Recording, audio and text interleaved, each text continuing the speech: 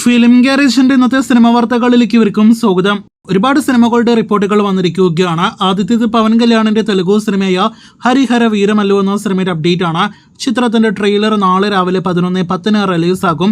മലയാളം ഉൾപ്പെടെയുള്ള പാനന്തൻ ഭാഷകളിൽ ട്രെയിലർ വരുന്നതാണ്. രാമായണ ഇന്ത്യയിലെ തന്നെ അടുത്ത വലിയ ബഡ്ജറ്റുള്ള സിനിമയാണല്ലോ. 2 ഭാഗങ്ങളിലായിട്ട് വരാനിരിക്കുന്ന സിനിമയുടെ 2ാം ഭാഗത്തിന്റെ പൂജ നാളെ ജൂലൈ 3-ാം തീയതി നടക്കുകയാണ്.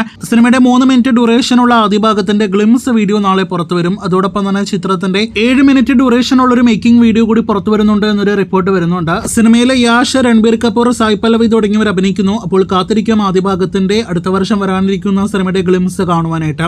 ജൂനിയർ NTRനെ നായകനാക്കി പ്രശാന്ത് നീൽ സംവിധാനം ചെയ്യുന്ന സിനിമയാണല്ലോ NTR നീൽ എന്ന താൽക്കാലികമായിട്ട് പേരിട്ടിരിക്കുന്ന സിനിമ.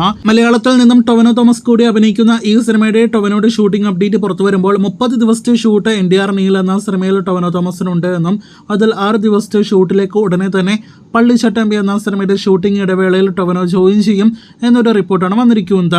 2 പൃഥ്വിരാജ് സിനിമകളെ കുറിച്ചുള്ള റിപ്പോർട്ടുകൾ പുറത്തു വരുമ്പോൾ നേരത്തെ റിപ്പോർട്ടുകൾ ഉണ്ടായതുപോലെ തന്നെ രോഹിത് VSന്റെ ടിക്കറ്റ് ആക്കിയതിനു ശേഷമുള്ള അടുത്ത സിനിമയിൽ പൃഥ്വിരാജ് തന്നെയാണ് നായകനായിട്ട് എത്തുന്നത്. ആ സിനിമ ഒരു വാർ സിനിമയായിരിക്കും എന്ന് ഇതിനോടകം തന്നെ രാജുവേട്ടനും അതോടൊപ്പം തന്നെ രോഹിത് VSും കൺഫേം ചെയ്യുന്നു. കാളിയൻ എന്ന സിനിമയുടെ പ്രീ പ്രൊഡക്ഷൻ വർക്കുകൾക്ക് തുടക്കമിട്ടിരിക്കുന്നു എന്നൊരു അപ്ഡേറ്റ് ഇപ്പോഴത്തെ ഒഫീഷ്യലായിട്ട് പുറത്തു വന്നിരിക്കുകയാണ്.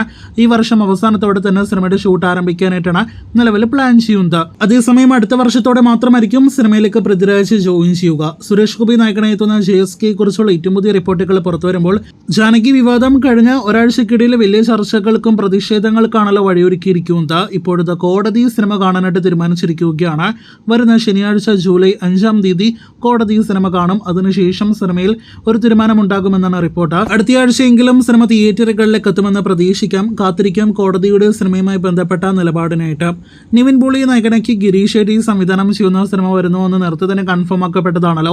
ഭാവന സ്റ്റുഡിയോസ് നിർമ്മിക്കുന്ന സിനിമയുടെ പൂജ വരെ അൺഒഫീഷ്യലായിട്ട് നടന്നു എന്നൊരു റിപ്പോർട്ട് വരുന്നുണ്ട്. അതേസമയം ചിത്രത്തിന്റെ ഷൂട്ട് ഈ വർഷം ഒക്ടോബറോടെ മാത്രമേ ആരംഭിക്കുകയുള്ളൂ. നിവിനോടൊപ്പം സിനിമയിൽ മമിത ബൈജു കൂടി അഭിനയിക്കുന്നുണ്ട്. പേരൻപ എന്ന സിനിമയ്ക്ക് ശേഷം റാം മമ്മൂട്ടി കോംബോ വീണ്ടും ഒരുമിക്കാനായിട്ട് ഒരുങ്ങുന്നു എന്നതിന്റെ സൂചനകൾ സംവിധായകൻ തന്നെ നൽകിയിരിക്കുകയാണ്.